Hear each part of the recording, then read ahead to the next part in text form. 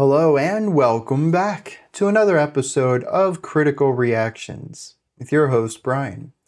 We're going to continue on with this week's theme of favorite live performances, looking at a performance from Genesis in 1973. We're going to be looking at the track The Knife. Let's see what Genesis was doing with a track title that aggressive. The Knife.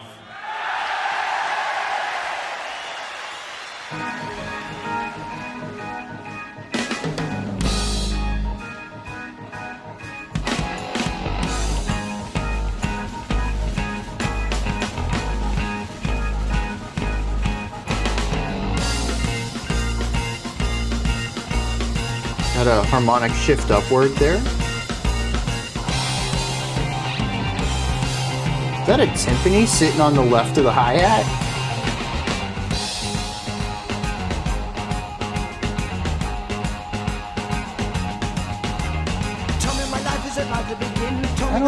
I think I confused the snare for a timpani.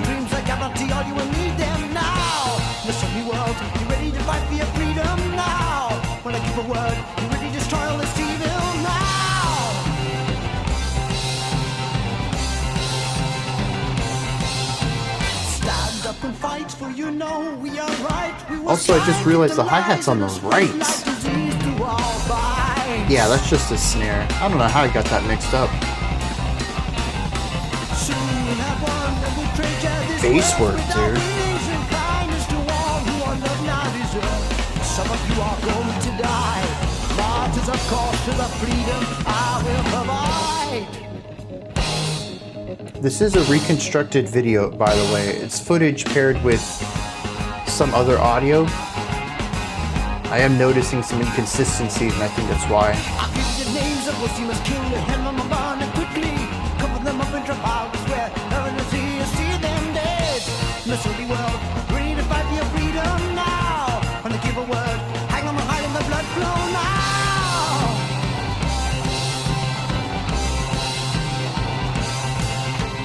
Stand up and fight, for you know we are right. We must strike at the lies that have spread like disease. Fun texture layering there. Dude, those double bass kicks in a Genesis track?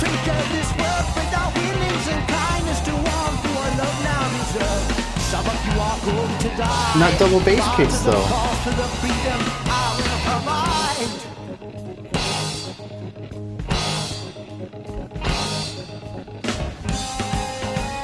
Ooh. Slow down just a bit.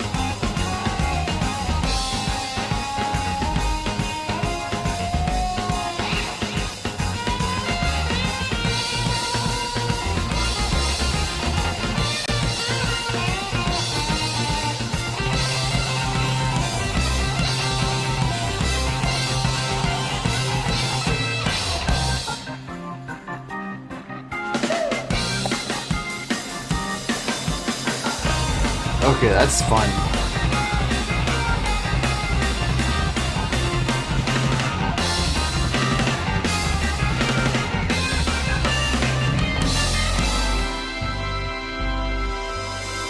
Great escalation coming from both the bass and the drums there.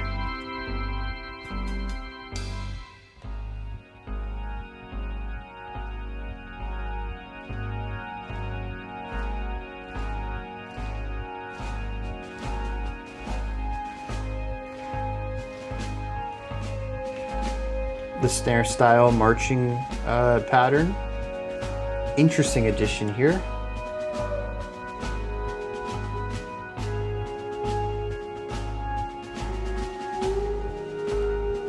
Marching style snare pattern, I think is what I meant to say. What in the world?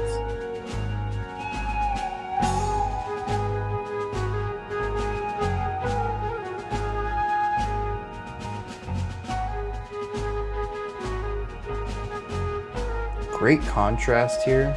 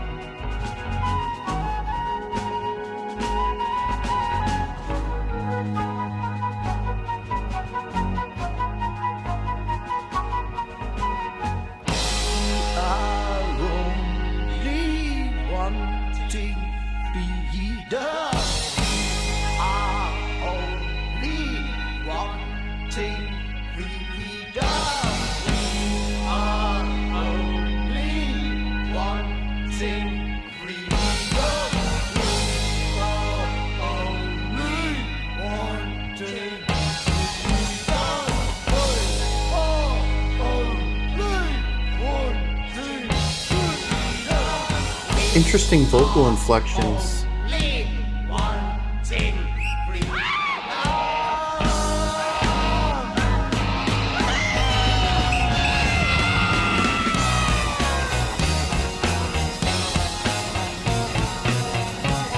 Chromatic?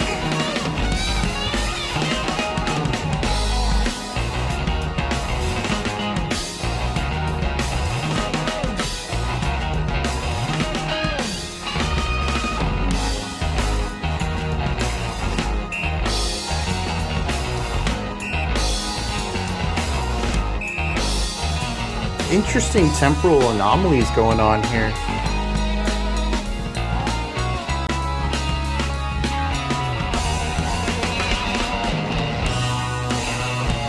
Yeah, it seems we've locked back in sync. That section was a little rough between the guitars and drums.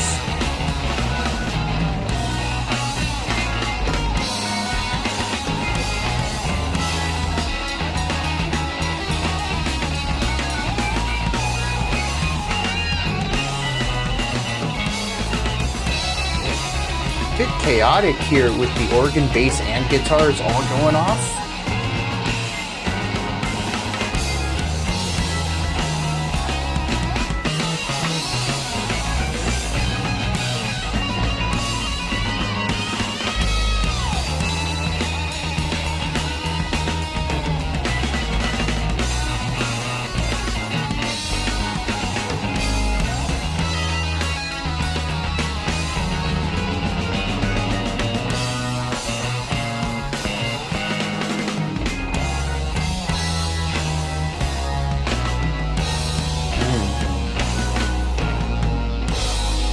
Yeah, nice risardondo there.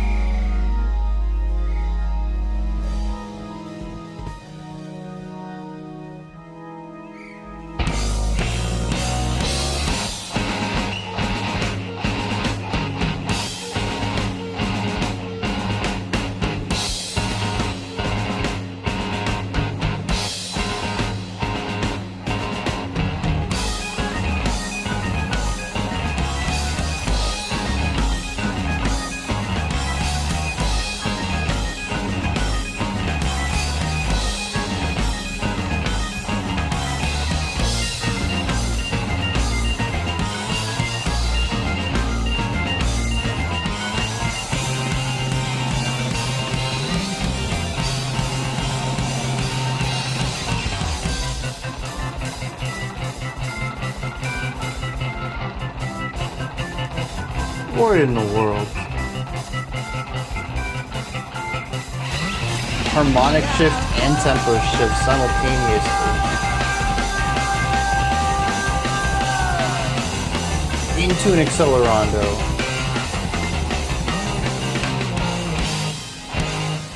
Some of you are going to die. Martyrs, of course, to the freedom I will provide.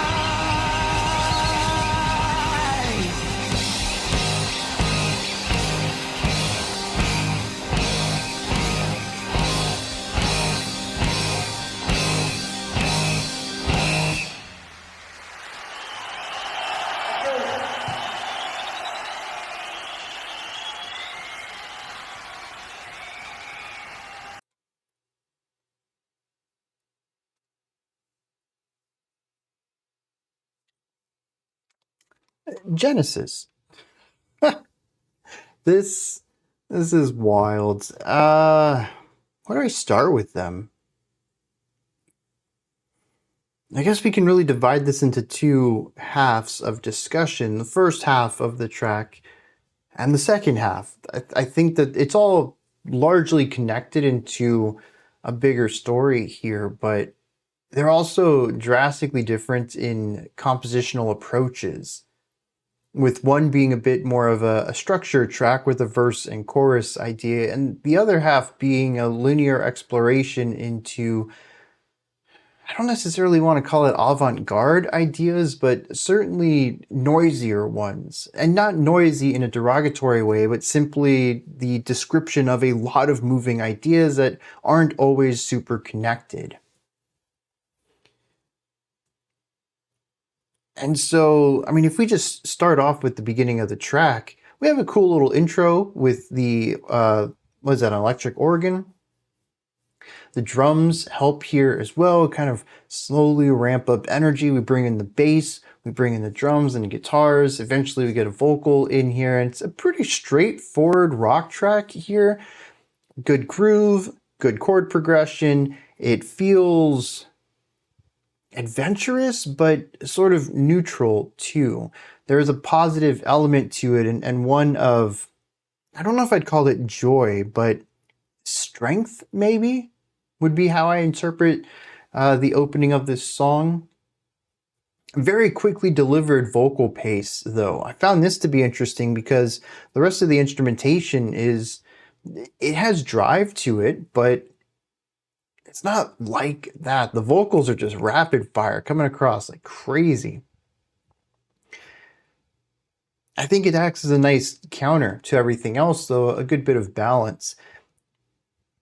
Then we have the chorus, which is, I think, at least a little catchier, though still aggressive, driven.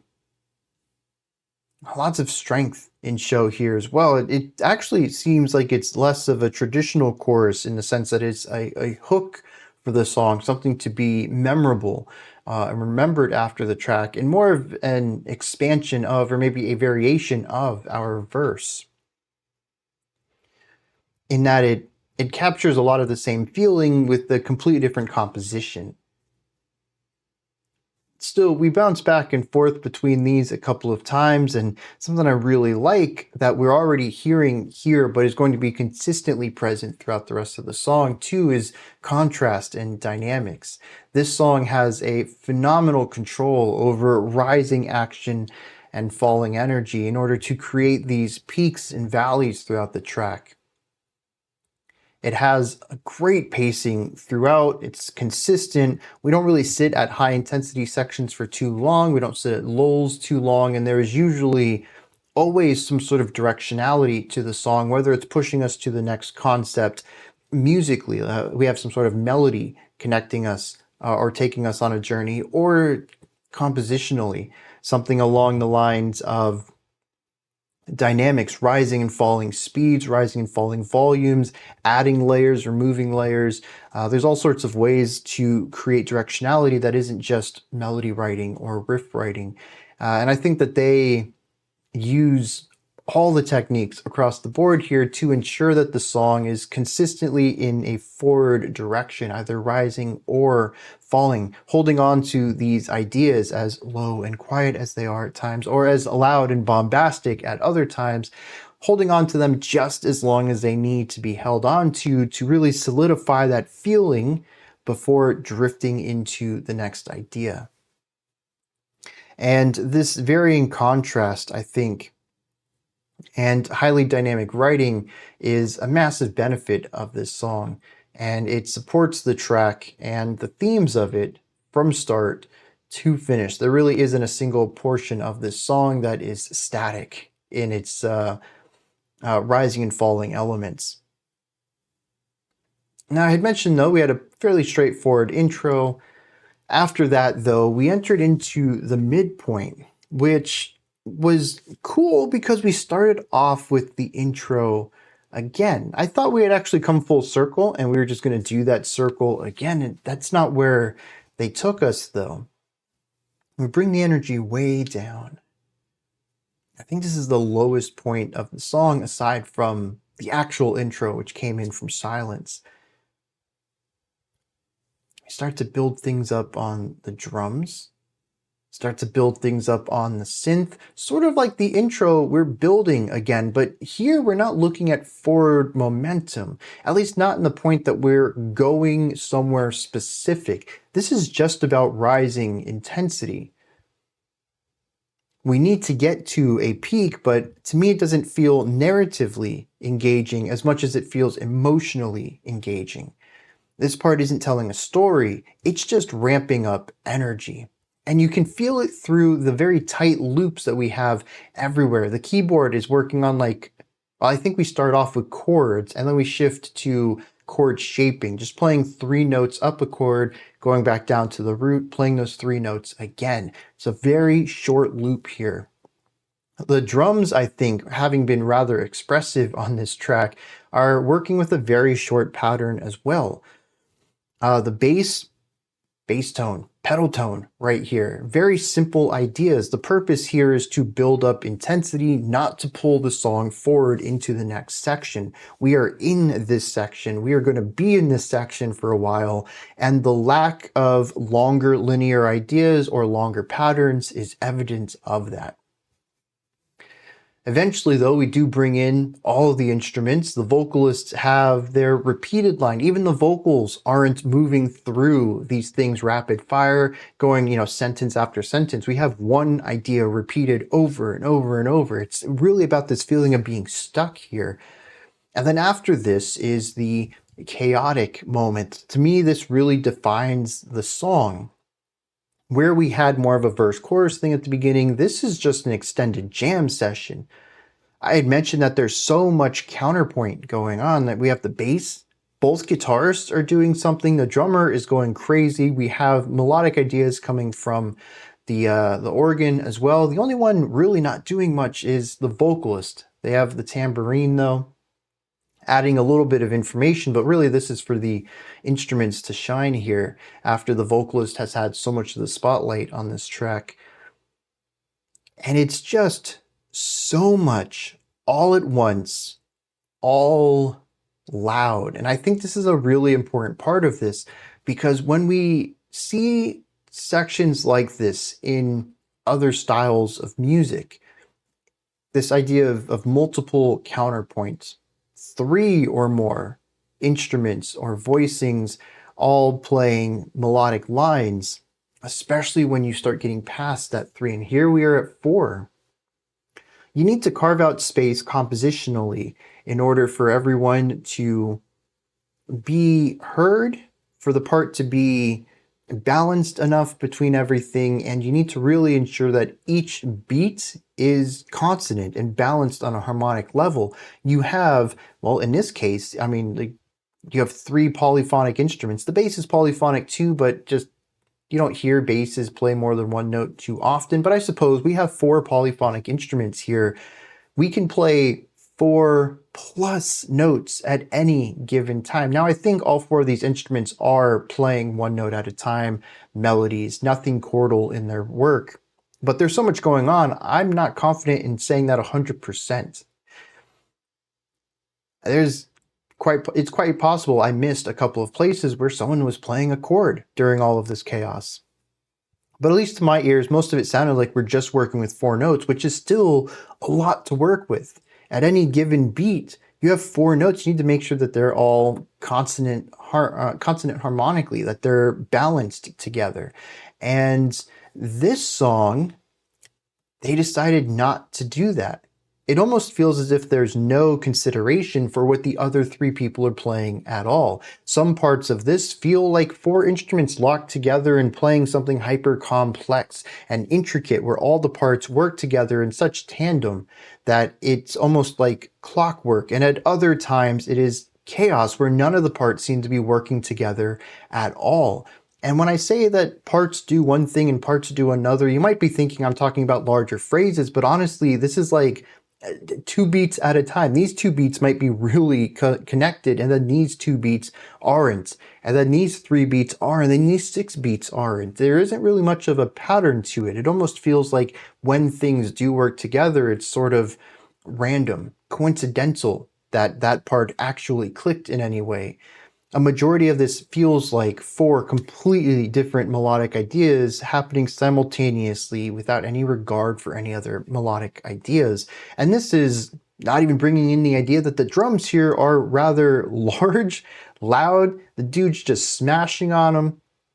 and also, much like the rest of the instrumentation, really quickly delivered. It just ends up being a cacophony of sound, intricately and masterfully written in a way that is somewhat still palatable despite the disagreements most of these instruments are having. This sounds more like an argument rather than a choir. And I think it's interesting how they can still make it feel musical. Now, it does try to fall apart a couple of times. I had mentioned during this part that there are some temporal things where the drums and guitars weren't quite on the same page in a couple of places. But generally, it all works together in a really consonant way despite the dissonance and cacophony of it all. This wraps up then with sort of a return to form in the final moments to keep the energy high while returning back to some semblance of what came prior to this, bringing back some themes and motifs from earlier to wrap the song up, though it does still kind of drift into that more chaotic writing, particularly with the large rock outro and the constant hammering home of this one note in the final moments. It is extremely bombastic of a finale to this song, but I think it works. It's a bit of a mix harmonically with the beginning of the track, with the energy of the second half of the track, and it's a great way to wrap things up, smashing together a little bit of the two sides of this song. I'm curious what it's all about, though. Emotionally, I still get strength and then chaos, almost a type of unity and then disorganization.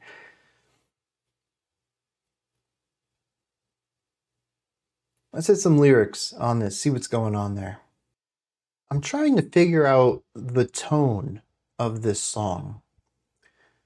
On the surface, it is about somebody in charge of others telling them to stand up and fight for what you know is right, to strike at the lies that have spread like disease through our minds.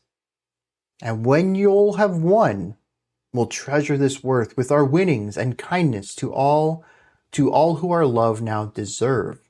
Some of you are going to die, martyrs, of course, to the freedom that I shall provide.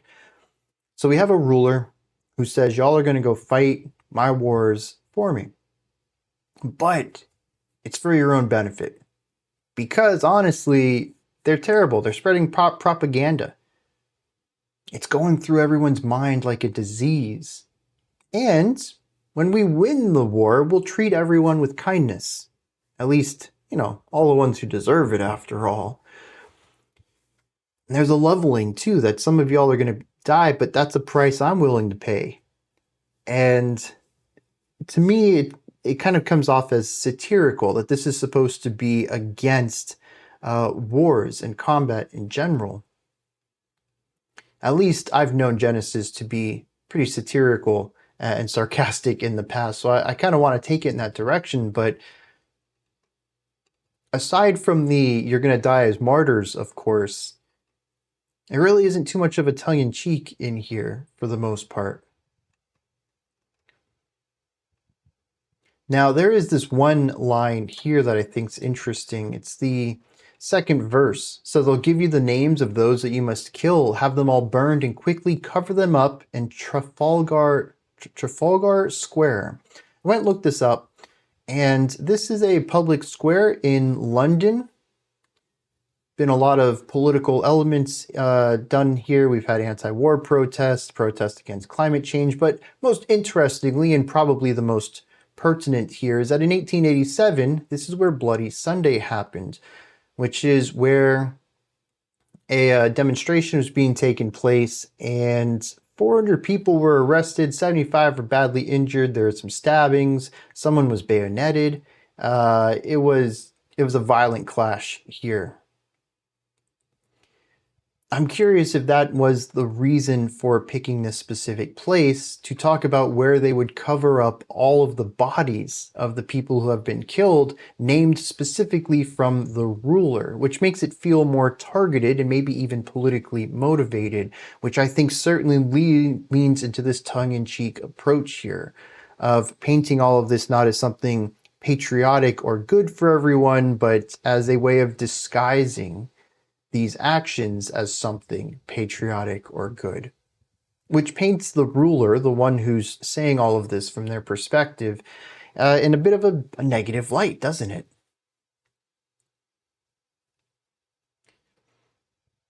Now, the middle of the track, where there is that constant chanting, says, "We are only wanting freedom." I went back and listened to it, and it seems like a statement, but the lyrics have it as a question. Kind of curious about that. Maybe it's a typo in the lyrics here. I don't understand how it could work as a question. I don't know. After this, though, is the chaotic section, and I suppose this is supposed to be the battle because the very next words that the vocalist sings after things have settled down a little bit musically is "we have won." So the battle's over, but there's still some more chaos and bombast to be had in the music. The end of the track is simply the return of the line, "Some of you are going to die. Martyrs, of course, to the freedom that I shall provide." And I wonder if this is kind of commenting on the fact that there is no rest in this power struggle we have here. That there will always be enemies of the ruler who a military would need to go and eliminate.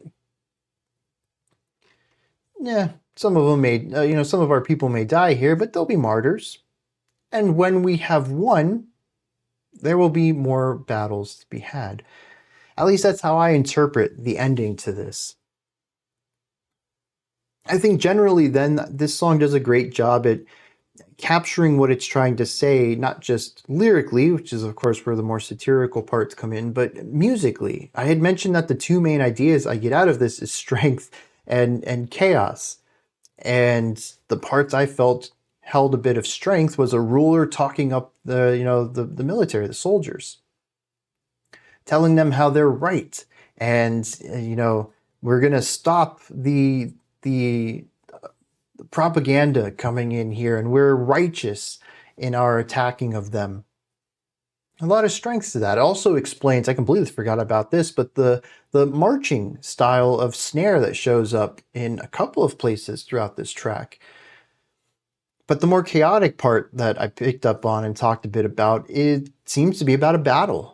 A sonic representation of battling. So, yeah, I mean, as usual with Genesis, their music tells a story too. And while I do find several of these sections to sort of be a jarring shift from one idea to the next, when it comes to Genesis, they're pretty consistent about writing music in more of a narrative or even theatric style. And I think this song continues on with that pattern and does a pretty good job. The more that I listen to Genesis, the more I understand their style of writing and the more that I appreciate it. And I do think that getting through this track and having very little to say negatively about it from a subjective point of view, I think that doesn't say as much about Genesis as it does about me and growing alongside my experience of this band and beginning to understand what they're doing and how they're using their art. Understanding that better. These are my thoughts then on Genesis the Knife. What did you think of this track? Is there anything that stood out to you? Anything that you'd like to add on to what I said or correct me on? Maybe you have your own interpretation of things with this track or what it's trying to do or say. Let me know. Put all of that and anything else that you'd like to add into the comment section below. Above that, in the description box, you'll find a link to Linktree. Takes you here. You can find links to my music, ways to support the channel, a link to the Discord server, and so much more. Above that, if you could, like, subscribe, and ring the bell. I greatly appreciate all three of those. That wraps it up for today, but I'll be back tomorrow, 5 p.m. Eastern Standard Time, 10 p.m. UTC, as usual. Until next time, remember to be critical, not cynical, of the music you listen to, and have a fantastic morning, afternoon, or evening whenever you choose to watch my videos.